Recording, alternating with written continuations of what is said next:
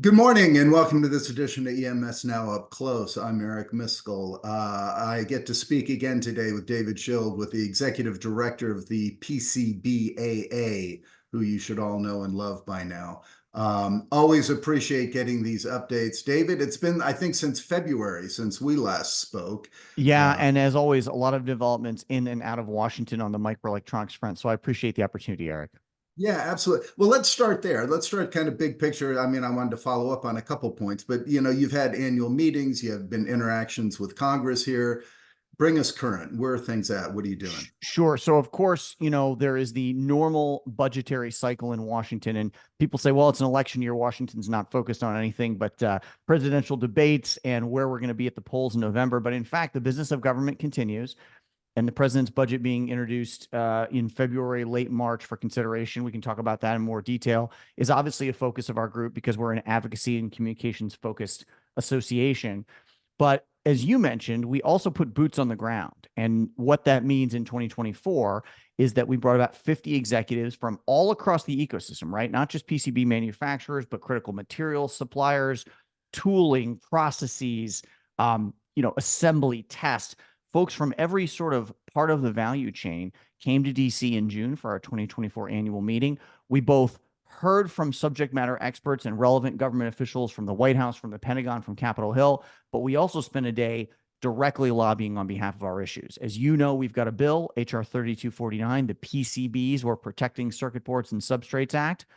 That bill is our version of the CHIPS Act. And so we sent the head of so many of these companies up to Capitol Hill to lobby directly with lawmakers and to make our case for a further investment in American manufacturing. And that was, now I know that there was the House bill and you're pushing or hoping to get the Senate version as well, Right. right? It's very important to have a Senate companion bill, and we're in talks with a number of senators on both sides of the aisle. I have to often manage expectation with our members and with the public about the pace of change in Washington and how quickly things move. As I remind people all the time, the CHIPS Act took about 60 months from the time it was thought up to the time it was executed. And of course, during those 60 months, we had the COVID-19 pandemic. We had supply chain disruptions, both man-made and naturally caused. So we are telling folks 38 months into our existence that we've made tremendous progress by having a House bill. Now we need a Senate companion, and we move both pieces of legislation forward. I'm very happy to report, on the heels of our Washington fly-in, that we did pick up additional Republican and Democratic co-sponsors for our House bill, right? Members who said, I'm for this, put my name on it, I'm going to vote for it. And we need to have a snowball effect there. We need to build more support from all across the country. Now, you had mentioned there at the beginning too, the presidential budget that came out and teasing out. So what are the important elements within that that you are Sure. pursuing? So, we were very pleased in 2022 that the president invoked the Defense Production Act and said that PCBs and substrates are a critical national security technology.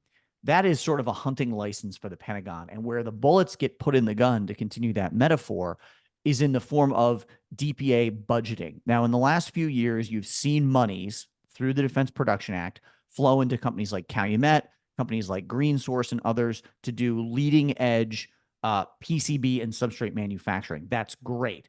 They're using a specific budget line item. Now, unfortunately, in the budget submitted this year, that line item was severely reduced. What we heard from the Pentagon was, well, we're going to spend previously unused monies where we've got budgetary priorities that are changing. We're shifting money around. But both our team and the team at IPC have reacted very strongly to this cut and said, no, we need to retain a base level of funding and, in fact, grow these numbers. If you think about investing $52 billion in semiconductor production, research and development here in the United States, and then we're fighting over tens or hundreds of millions of dollars for PCBs and substrates, it's a three-layer stack. We are just not going to have microelectronics independence and self-sufficiency without every layer. So this cut that was offered up this year is going to be fought over in Congress. Again, working with IPC, we're engaging members of the House and members of the Senate to get that money restored. And I'm confident that there will be a compromise position. We've gone through this, Eric, if you recall, in previous fiscal years, where the Senate has a number, the House has a number, and we've got to strike a balance between the two. But here's the critical thing that I think you and your listeners have got to understand.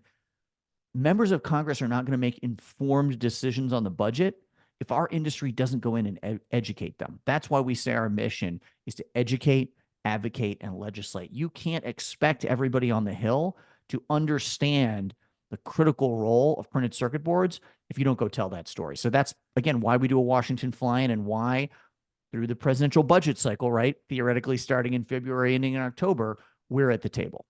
Yeah. So a couple things to unpack there. First of all, you mentioned a few times, and I wanted to ask the collaboration with IPC and the efforts to do this. Now, I know this is all IPC is very active in Europe with their efforts, the similar efforts with the EU to advocate for this. Speak to that, and because that brings more eyes and more support to the cause, right? Yeah, of course. I think we obviously exist in a unique spot advocating for American manufacturing with 60 plus members now from all across the country in at least 28 states that we know about. And IPC, of course, is just a tremendous organization doing any number of things, right? Trade shows, certifications, and of course, a really robust advocacy effort as well. We're aligned on this. Their members and ours jointly understand the need for positive industrial policy for the government to make these investments. So, we are stronger when we are bigger. As you said, the more voices we bring to the table, the more attention we're able to get. And so between our relationships respectively, I think it's opened a lot of doors, and it's always good to go in from multiple vectors, right? It's always good for someone on the Hill to have multiple meetings in the same week where different faces, different voices come in and say, hey, here's an issue that hits your voters. Here's an issue that hits your taxpayers. What are we going to do about it? Right. And the other issue is that I know that this all started the impetus was the defense electronics area, critical, but you're also taking kind of a whole of government approach here to expand beyond just the defense market. Speak to that. Absolutely. Based on whose numbers you look at, the defense and aerospace market is only about 4% of the global PCB market. And it's just not enough to turn around and reinvigorate an American manufacturing base. What we need to do is we need to expand how we look at critical infrastructure and how we look at things that are controlled and prioritized for domestic manufacturing. And what do I mean by that? Well, the government is one of the largest producers of electronics. It's one of the largest purchasers of electronics, right? The government's not making boards, but we'd sure love their help to do it. But it's one of the largest purchasers, and it's not just the Defense Department. Think about any federal agency, buying cameras for the border, buying sensors that might be deployed anywhere, buying server racks, right, just to facilitate their operations, building windmills and EV chargers. There's any number of ways that the government is acting in a really substantive way on the market through its purchasing power. There are already laws in place that talk about buying U.S. steel, U.S. glass. When we pave roads, when we build ships, we make sure that there is U.S. content of a certain percentage, sometimes in its entirety. Why aren't we taking a whole of government approach with microelectronics? When the government is buying technologies, especially that are going to be deployed, Eric, in critical and sensitive areas, why aren't we looking at the content within? We talk all the time about the fight in Washington over 5G deployment and whether or not foreign nations or U.S. companies are going to be deploying our next generation telecommunications networks. Great debate to have, important debate to have, real industrial policy and national security implications there. Well, let's talk about what it means to pick domestic sourcing for a project like that, but then crack open those boxes, crack open those cell towers, and find a lot of foreign content. That's the reality of the way the market is today. It doesn't have to be that way. We can source so many of these critical technologies, semiconductors, substrates, boards, and other components in America. But the government buys what Congress directs and tells it to buy. So that's why a whole of government approach is so important. Yeah. And you were talking about all the critical infrastructure is an element of that too, right? And that's gets a lot of attention with cyber attacks and what have you. The importance and like yours, and we had the situation in the past with Huawei, with them being kind of removed from the market for some concerns being expressed. But the critical infrastructure, whether it be the grids, for example, or the telecommunication networks, that's all, needs to be secured as well.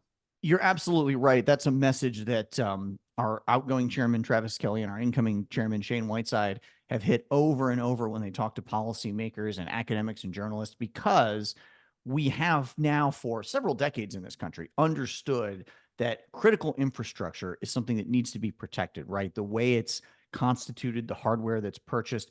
And when you think about banking servers, when you think about healthcare infrastructure, when you think about the water and power grids, the infrastructure that makes daily life possible, there are real concerns about making sure that that is secure. And all you have to do is look around the world and understand why securing critical infrastructure is so critical in a world that has adversaries, in a world that has very sharp competition. And so we think that it makes sense to expand beyond just who is manufacturing the final component and crack those components open and ask questions about what is inside. So this is something that is at its seed stages in terms of the conversation, and it has a lot of implications. And of course, it lays across on Capitol Hill a variety of committees and a variety of political constituencies. But it's not too soon to start talking about this, because the real market demand signal that will be a game changer for our industry is a commercial signal, right?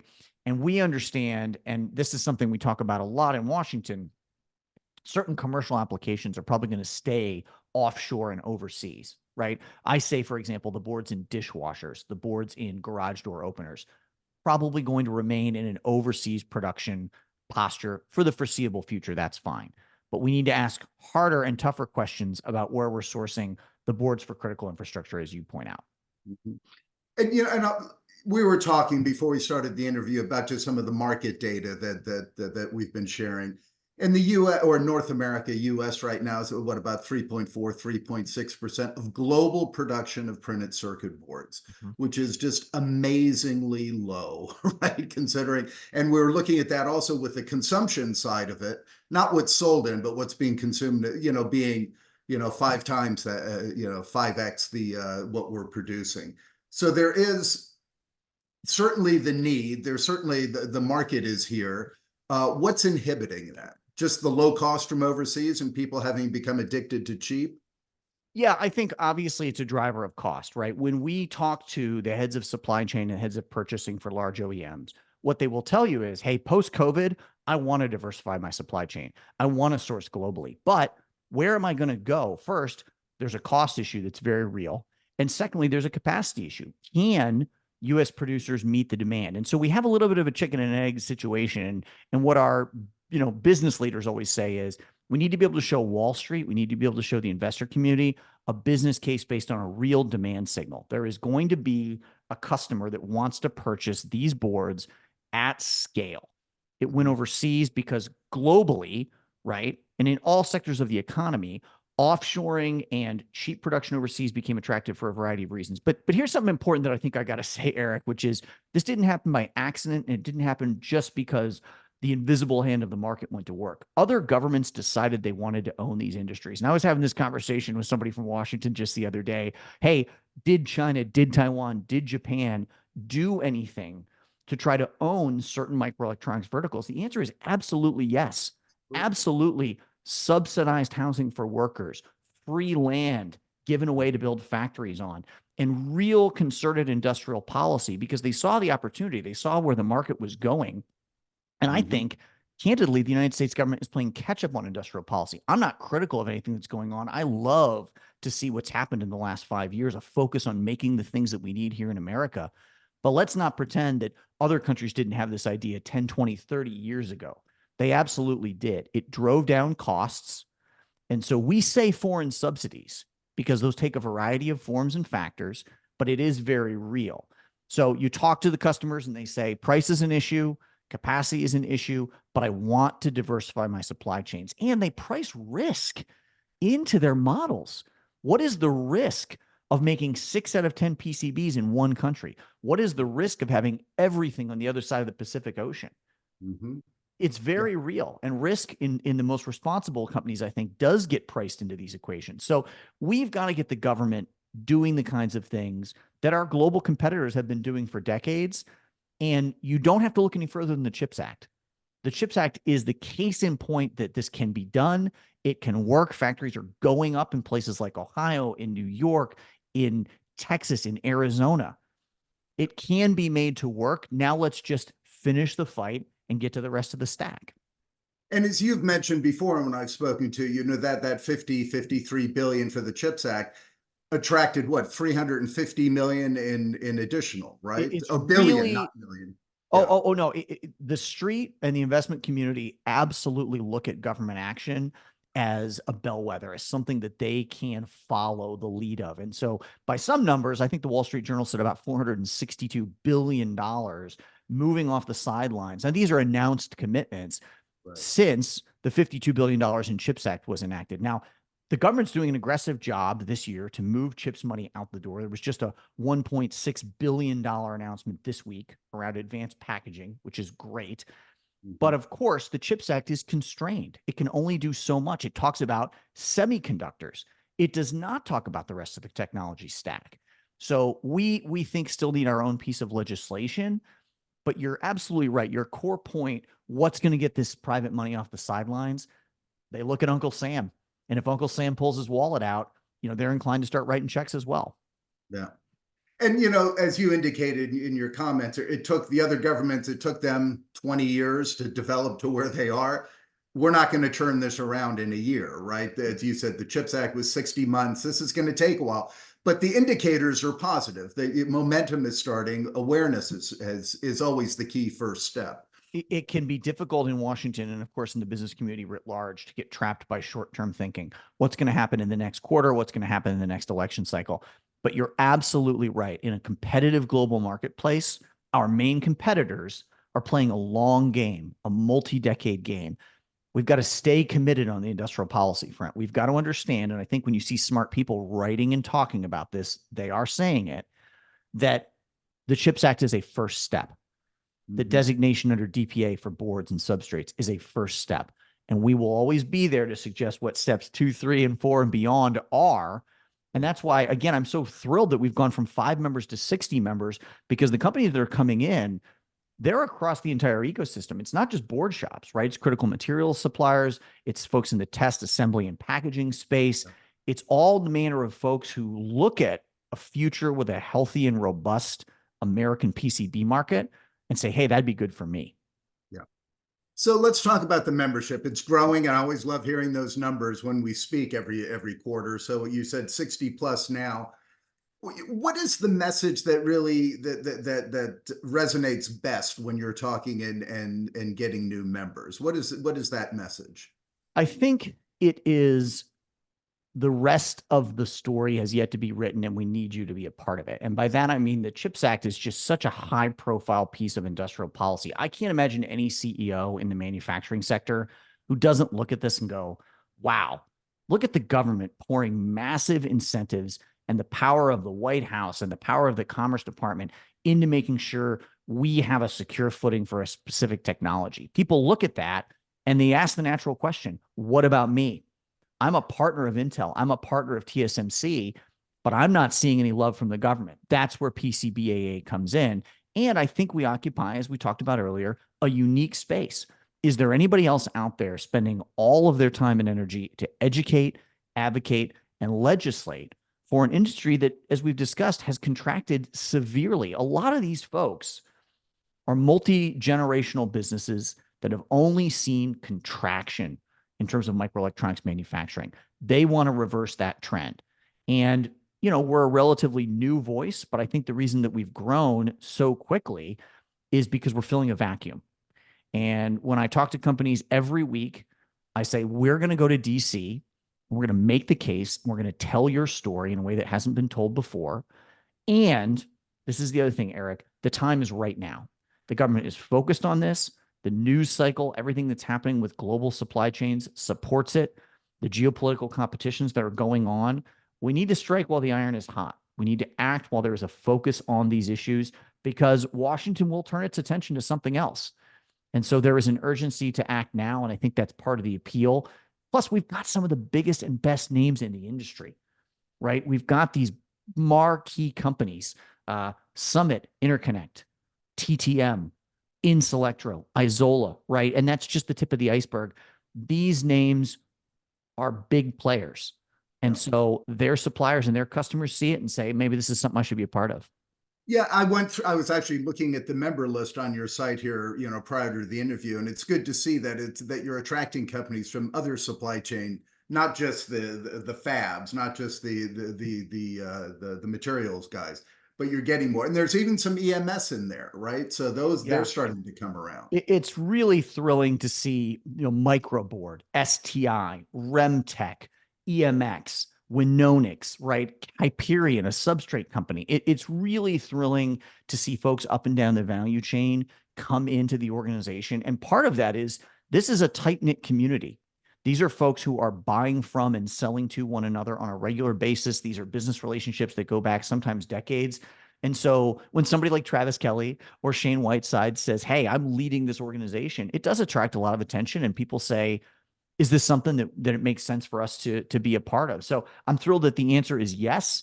And if anybody is affected by this market, if anybody believes we can do for American made microelectronics, boards, and substrates, what the government did for chips, we want to talk to you. We are a big tent with a lot of members and potential members, I think. Yeah. Now, I do want, before I let you go, I do want to have you comment about the transition that happened within PCBAA. As you mentioned, Travis Kelly, the CEO of Isola, he was headed it up since its inception back in 2021, but we just had kind of a passing of the baton, so to speak, to Shane Whiteside, the CEO of Summit Interconnect, just May or so of this year. I think that just happened a few months ago. So talk about that and the value, and does that have any impact on the mission? Right. We've been so fortunate to have really, really great leadership from the time we were launched. And Travis stepped up in a big way back when this was just 5 companies and an idea on paper to lead the organization to where it is today. And I think his knowledge of the business community, I think the fact that he has worked in a very special sector that's so critical to what everybody is doing, and his willingness to come to Washington whenever we called on him to lead those efforts, it was just transformative for us. Now, when his term came to an end, Shane Whiteside stepped up. Summit's been at the table since the very beginning for us and said, "I'm willing to lead the organization into the future."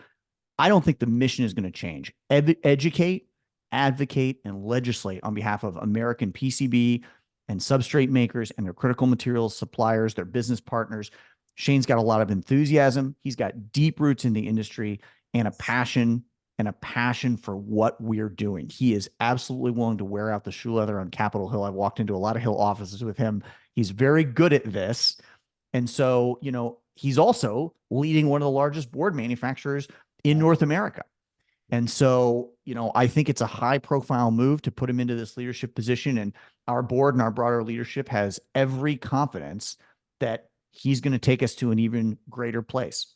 Yeah. This is all good. I got to go back. At the beginning, you said this is, despite it being the silly season here, right, in Washington, D.C., and everybody, you can't get distracted. There's actual work still being done, and very good work being done within Congress. And that's a good message. I think it is. And I think that we can get very distracted by what's going on in the news cycle right now, but we need to stay laser focused on our mission, right? Bring federal policies to bear on an industry that needs that assistance, but is also willing to step up and be an even bigger player in a critical sector of the economy, right? Our folks are willing to make the investments. They're willing to hire the new workers, build the new facilities, buy the new tooling. And what they're asking for is the kind of support that their foreign competitors have been getting for decades. So you're right. It's a sweltering, silly season in Washington, but just because we're, sort of distracted by these 2 guys at the top of the ticket and what's going to happen in November doesn't mean we have to stop pushing for these important initiatives. Yeah, no, that's excellent. That's a good message. David, thank you. I always appreciate the updates. Keep up the good work, and look forward to catching up again later this end of summer, maybe, and see what updates you have for us. Always appreciate your shining a light on these issues, and it's great to talk to you, Eric. Very good. Well, enjoy your weekend. Take good care. Thanks, buddy. Take care. Bye-bye.